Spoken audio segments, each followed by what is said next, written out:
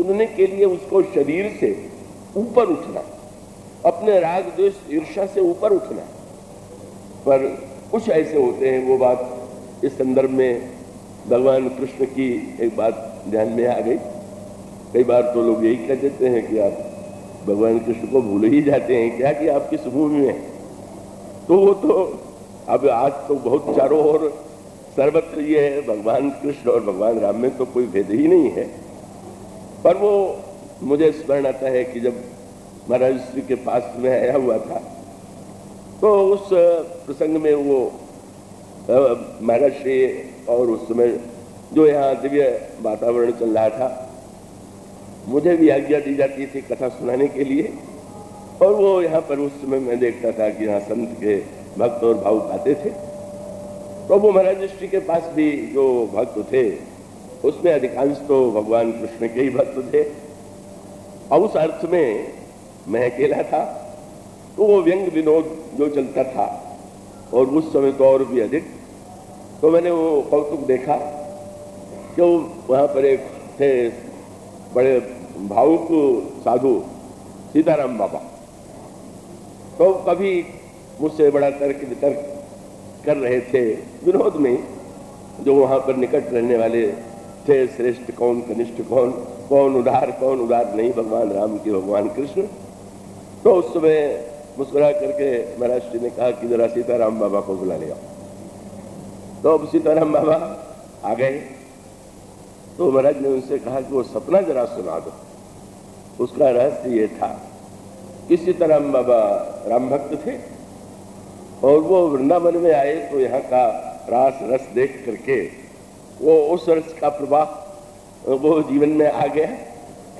और तब वो इस तरह से जब वे थे, तब एक दिन का उन्होंने एक स्वप्न देखा। तो वो स्वप्न उन्होंने महाराज जी को सुनाया होगा, तो जानबूझ करके उन्होंने, जहाँ बहुत से कृष्ण भक्त बैठे हुए थे, कहा जरा वो सपना तो सुना दो। तो वो सपना उन्होंने सुनाते हुए, और जब वो सुनाते थे तो बड़े नाटकीय ढंग से पूरे दृश्य को उपस्थित करते हुए, मैं सोया हुआ था और मैंने देखा कि भगवान कृष्ण का रास हो रहा है, और मैं रास में भगवान को पंखा जल रहा हूँ। पर उसी समय अचानक बड़े जोर से बाजे बजने लगे, और लगा कि कोई आने वाला है। और वो जुलूस बाजे बजते हुए जब आए तो देखा कि महाराजा धीराज श्री राम आए, उनके लिए सिंहासन लगा दिया गया, विराजमान हो गए। और तो वो इसको ऊंचे नीचे के अर्थ में नहीं दीजिए, बोले भगवान कृष्ण तो बिल्कुल घबरा गए, डर के खड़े हो गए। और तब भगवान राम ने श्री कृष्ण को बुलाया, बोले मेरे ही भक्त को तुम छीनते हो? तो उन्होंने कहा महाराज मैं आज से वापस कर देता हूँ आपका भक्त। बोले दूसरे दिन से मैं फिर से अपनी पुरानी भक्ति में आ गया। महाराज जी जानबूझ करके इस आनंद के लिए, तो सीताराम बाबा सदा यही कहा करते थे कि वो प्रभु ने जो तुम्हें भेजा है वो तो मेरे लिए भेजा है, यहाँ राम कथा तो होती नहीं, तो चलो अब मैं तो इधर आ गया था पर कोई सुनाने वाला नहीं था। महाराज के यहाँ कहा तो दोनों एक ही है, पर उसका रस ये था कि वो तो इसके द्वारा यही बताना चाहते थे कि दोनों तो एक ही है, और वो अपने अपने आनंद के रस के अनुकूल सब लोग रस ग्रहण करते हैं। तो भगवान कृष्ण की लीला की बात याद आई, तो उस संदर्भ में कठी इस दृश्य की तुलना कि गोपी कपड़ा यमुना में स्नान करके लगा कि प्राणायाम करके योगाभ्यास कर रही। देवर्षि नारद को लगा कि इसको पता ही नहीं है कि ब्रह्म ने अवतार ले लिया है, और तब गोपी का भ्रम दूर करने के लिए उन्होंने आकर के, गोपी तुम्हें क्या हो गया, जहां ब्रह्म ने अवतार लिया है वहां तुम या ध्यान और योगाभ्यास के द्वारा उसे पाना चाहती हो? गोपी ने कहा महाराज आपने तो सारी मेरी साधना नष्ट कर दिया। क्या? बोली ये कृष्ण तो मेरे मन में इतना समा गया है कि चलत चितवत दिवस जागत सपन सोवत रात, और ये ते वह श्याम मूर्ति फलन इतउत जात, एक क्षण के लिए भी अलग नहीं होती। और परिणाम ये होता है कि घर का कामकाज ठीक नहीं हो पाता, तो मैंने सुना कि योगाभ्यास से मन खाली होता है, तो मैं अभ्यास कर रही हूं कि कृष्ण से मन खाली हो तो घर का कामकाज तो ठीक हो।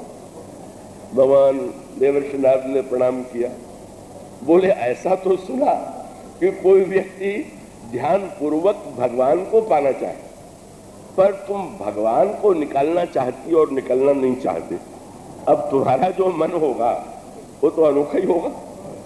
और इसका अभिप्राय यही है, उसका तात्पर्य ये वो संकेत आता है, जब उद्धव जी गोपियों से भगवान कृष्ण की चर्चा करते हैं तो गोपियों के द्वारा एक वाक्य कहा गया, भण्यताम अन्य वार्ता, कोई और बात करिए। अब कथा चल रही हो और श्रोता कोई कहने लगे कि अरे कुछ और बात करिए, ये क्या? तो गोपी ने कह दिया कि भण्यताम अन्य वार्ता। और उसका अभिप्राय क्या है कि गोपी को लगता है कि उद्धव उन श्री कृष्ण की कथा हमें सुनाओ, इससे बढ़कर के विडंबना क्या हो। और वो प्रसिद्ध पद है कि जहां पर गोपी कहती हैं कि अब क्या विपरीत समय आ गया है कि आखिर में जो सदा बसते जिनको अब कान कहानी सुने पड़े। जो निरंतर हमारी आंखों में निवास करने वाला है, दूसरा कोई व्यक्ति आकर के कहे कि उसकी कथा मैं सुनाता हूं और तुम सुनो, कैसी विडंबना है। वो एक स्थिति, अब वो भगवान शिव की जो स्थिति है का वो तो सर्वोच्च, उस भगवान की स्मृति के लिए उन्हें कोई प्रयत्न नहीं करना है, ध्यान के लिए कोई प्रयत्न नहीं करना है, अपने सहज स्वरूप में स्थित है। तो साधारण श्रोता को जैसे नीचे से ऊपर जाना पड़ता है, उसके स्थान पर भगवान शंकर जो है ऊपर से नीचे उतरते हैं। उस अभिन्नता की स्थिति से जो भगवान शिव राम, भगवान राम और भगवान शिव में है, उस परम सहज स्थिति से, अखंडता के बोध से जब वो नीचे उतरते हैं दंडकारण्य में, तो दंडकारण्य है मन की भूमि, तो अब वो विवेक के उस सर्वोच्च शिखर से, उस निर्विकल्प स्थिति से उतर करके जब वो मन की भूमि में आते हैं, तो मानो यही उनकी निर्भिमानता भी है। और उनके मन में ये भावना है, क्या किसी ने कहा कि महाराज कैलाश से उतर करके अब आप दंडकारण्य में जाएंगे? तो उन्होंने हंस करके यही कहा कि जब ब्रह्म साकेत लोक से उतर करके दंडकारण्य में पहुंच गया तो मुझे भी उतरना ही चाहिए। जब वो उतर करके आए तो मैं भी तो जरा उतर करके चलूं। और इसलिए कैलाश पर्वत से उतरे, अपनी उस स्थिति से उतर करके भी कथा सुनने के लिए चल पड़े। और सती सहज रूप से कह देती है मैं भी साथ चलूंगी। किंतु जब कथा होने लगी और उस कथा में गोस्वामी जी ने लिखा कि अगस्त जी कथा सुनाने लगे और भगवान शंकर सुनने लगे, उस समय उन्होंने यही सब लिखा, सुनी महेश परम सुख मानी। भगवान शंकर बड़ी प्रसन्नता से, सब उलट गया ना, कैलाश से उतर करके आ गए दंडकारण्य में। स्वयं शंकर जी कौन है? बोले चरित सिंधु गिरिजा रमन, साक्षात समुद्र है शंकर। और जिसके पास कथा सुनने के लिए गए वो कौन है? बोले कुंभज, घड़े का बेटा। घड़ा समुद्र के पास जाए ये तो देखा जाता है, पर समुद्र घड़े के पास चला आवे ऐसा तो कहीं नहीं दिखाई देता है। लेकिन आश्चर्य हुआ सती जी को कि अब समुद्र जा रहा है घड़े के पास। तो शंकर जी ने बड़ी मीठी कही, है तो घड़े का बेटा पर समुद्र को पीने वाला है। ये भाषा जो है वो बड़ी सांकेतिक है। तो वो कुंभज, पर ऐसे कुंभज हैं कि जिन्होंने समुद्र को पी लिया है।